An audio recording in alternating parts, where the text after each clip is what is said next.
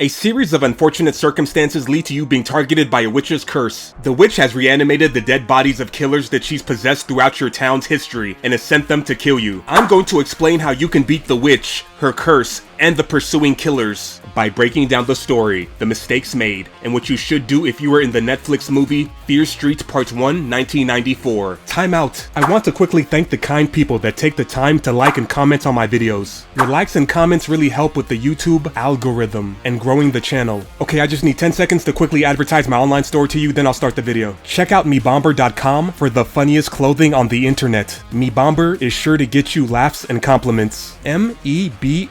MEBOMBER makes a great novelty gift for friends and family. And check out my Patreon if you want to directly show your support. Links in the description. Alright, let's start the video. Heather is staying late at the mall to close up the bookstore she works at. Ryan, who works in another mall store, briefly visits Heather to flirt and then leaves. Heather goes back to performing the bookstore closing procedures. A mystery person in a skeleton costume with a knife sneaks into the bookstore and tries to stab Heather, but the book that she's holding blocks the knife from piercing her body. Heather runs away and manages to slide under the partially open storefront security gate to escape the killer. She runs through the empty mall while screaming for help. Heather runs into a costume store to use the phone to attempt to call the police. The killer is running through the mall looking for Heather, and then decides to check out the costume store. Heather is forced to abandon her phone call to hide from the killer while she was in the middle of talking to the 911 operator. Heather tries to sneak out of the store without being noticed, but the killer manages to sneak up behind her and slices her in the stomach. Heather pushes the killer off of her and runs away. Alright, let me explain the first mistake made in this movie. Heather initially had a significant head start on running away from the killer because she was small enough to squeeze under the bookstore security gate. The killer was too large to fit under the security gate, so he had to waste precious seconds opening the overhead rolling gate to exit the store. Heather should have taken full advantage of the head start that she had by running outside of the mall to a nearby car, store, restaurant, or pedestrian for assistance and protection. Instead, Heather made the mistake of choosing to nullify her advantage by stopping to make a phone call inside a store, which allowed the killer to easily close the significant gap in distance between the two. Back to the story. An injured Heather runs out of the costume store, runs past the dead bodies of other mall employees, and is finally chased down and repeatedly stabbed by the killer. Heather struggles against the killer, knocks his mask off, and he's revealed to be the friend she was flirting with a few minutes earlier named Ryan. A policeman shoots Ryan in the head while he's in the middle of stabbing Heather to death. The movie cuts to the opening credits and plays a montage in the background of newspaper stories, featuring the epidemic of mass murders that have taken place in this lower income town. The lore surrounding this phenomena is that the fictional town of Shadyside, Ohio, which is called the murder capital of the United States, is believed by some superstitious people to be cursed by a vengeful witch named Sarah Fier, who was executed for witchcraft in 1666. And others believe that the reason Shadyside has so many mass murders is just that it's a bad environment to live, which causes seemingly normal people to mentally snap and go on killing sprees. Quick side note, I don't understand why people choose to live in towns with abnormally high crime rates. I understand that low-income people think they don't have the money to move. However, there are countless organizations that provide moving assistance programs and financial aid to low-income individuals and families that want to move. The Salvation Army provides transitional housing or homeless shelters to the homeless or temporarily displaced that you can take advantage of until you're able to afford housing in another city. Just claim that you need to leave a domestic abuse situation, and the YWCA will provide you with temporary shelter or low-income moving assistance. Catholic Charities USA and their network of affiliates will provide financial grants and other moving assistance, and all you need to do is prove that you're currently experiencing homelessness or you're at risk of homelessness given your income. I can spend all day listing organizations, but my point is that if a low-income person really put their mind to it and was willing to experience a little temporary discomfort, then they could move out of a high crime rate area. And there's always the option of living in your vehicle to save money until you can afford housing in a safer area. Back to the story. Dina the lesbian is in her room, writing a hate letter to her ex-girlfriend Sam that she's still in love with, who chose to leave Shadyside after her parents divorced to live with her mother in the safe and rich neighboring town of Sunnyvale. The local news reports on the 7 people that were killed by Ryan the previous night at the Shadyside Mall.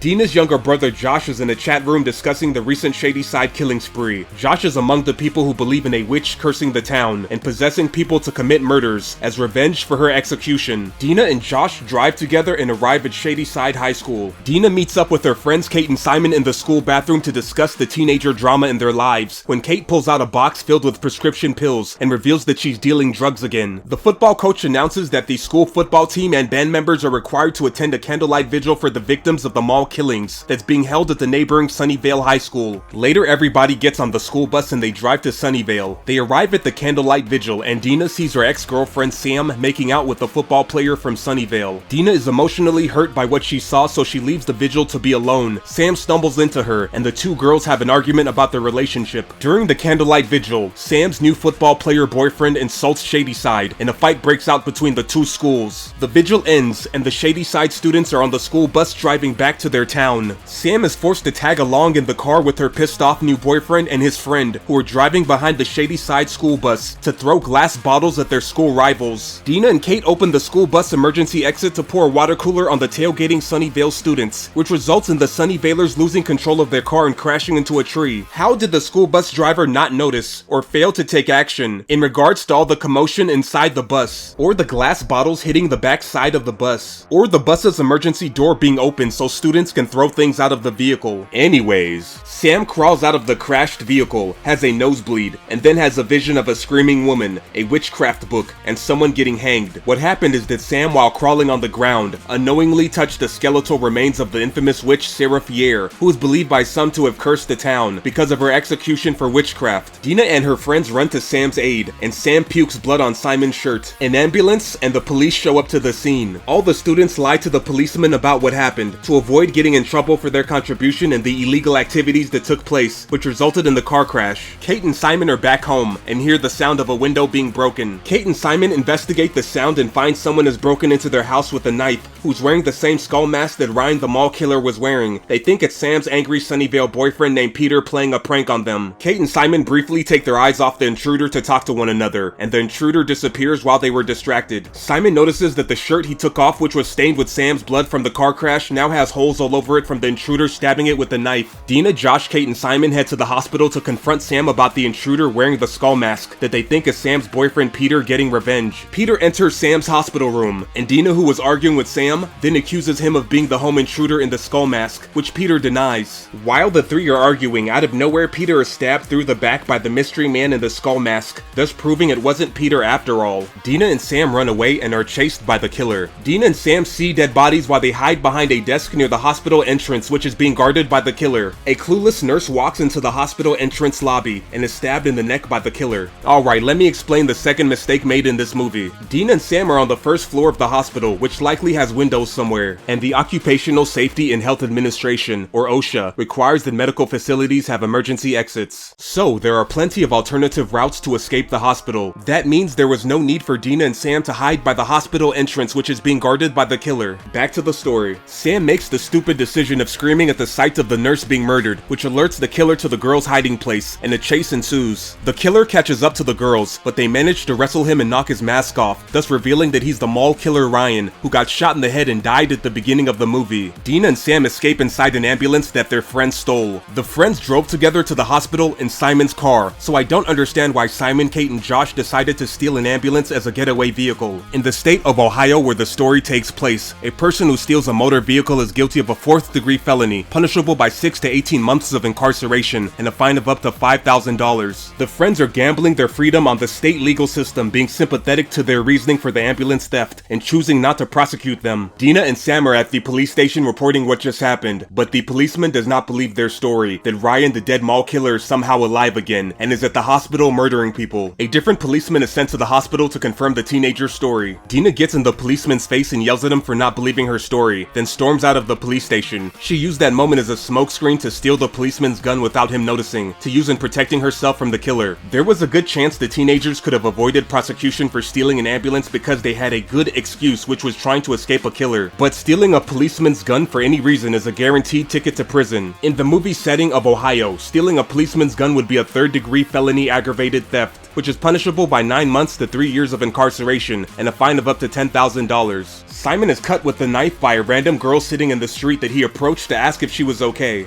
The friends run to Simon after hearing his screaming, and Dina shoots the female killer that's trying to stab him. Guns are loud, and police stations typically have security cameras that record the area surrounding the building. There's no way Dina should have been able to fire a stolen gun right next to a police station and not be arrested, because policemen would hear the gunfire outside and investigate, or review security footage of the incident. The female killer that was shot multiple times by Dina gets back up and her bullet wounds instantly heal. The teenagers run away. The teenagers are back at Dina's house panicking about the recent weird events when Josh recognizes the female killer as the girl from a 30-year-old news story about another Shadysider who snapped and went on a killing spree. Josh argues that 2 instances of dead killers coming back from the grave to attack them is supporting evidence for the story of Sarah Fier, the witch who supposedly cursed the town as revenge for her execution by cutting off her hand in a black magic ritual to use as a tool to possess people and turn them into serial killers. Sam says she saw the witch in a vision while she was crawling on the ground in the woods after the car crash. The teenagers drive to the scene of the car crash to investigate where Sam was when she had the vision, and they find the skeletal remains of the witch. The friends hypothesize that the witch is sending the reanimated corpses of previously possessed killers after Sam for disturbing her grave. Simon proposes that since Sam disturbed the witch's grave, then the solution is to undisturb her grave, aka rebury her skeleton to put the witch to rest and stop her vendetta against Sam. The friends rebury the witch's skeleton. A killer with an axe appears and chases the teenagers, who run back to the stolen ambulance and drive away. Alright, let me explain the third mistake made in this movie. The story of Sarah Fier states that the witch cursed the town through a black magic ritual utilizing her hand that she cut off. Traditionally, curses require physical objects to use as mediums that magic can flow through and transmit from.